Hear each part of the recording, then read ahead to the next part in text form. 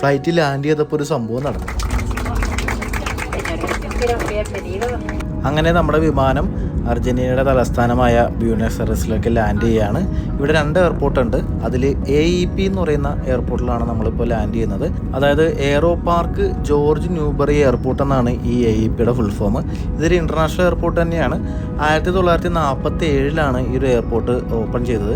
ഇതിൻ്റെ ഒരു പ്രത്യേകത എന്ന് പറഞ്ഞാൽ ഇത് പബ്ലിക്കും മിലിറ്ററിയും ഉപയോഗിക്കുന്ന എയർപോർട്ടാണ്. അപ്പോൾ അർജന്റീനിയൻ പൈലറ്റും എഞ്ചിനീയറും ശാസ്ത്രജ്ഞനുമായിരുന്ന ജോർജ് അലജാൻഡ്രോ ന്യൂബറി മൽഗരിയുടെ പേരിലാണ് ഈ ഒരു എയർപോർട്ട് അറിയപ്പെടുന്നത്. 1914 മാർച്ച് 1 അദ്ദേഹത്തിൻ്റെ 38-ാം വയസ്സിലാണ് ഒരു വിമാനാപകടത്തിൽ അദ്ദേഹം മരിക്കുന്നത്.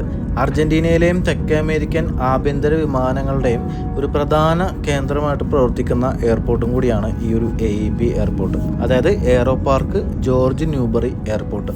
ഇത് കൂടാതെയുള്ള മറ്റൊരു എയർപോർട്ടാണ് ഇസൈസ ഇന്റർനാഷണൽ എയർപോർട്ട് എന്ന് പറയുന്നത്. EZE അതാണ് അതിൻ്റെ ഷോർട്ട് ഫോം.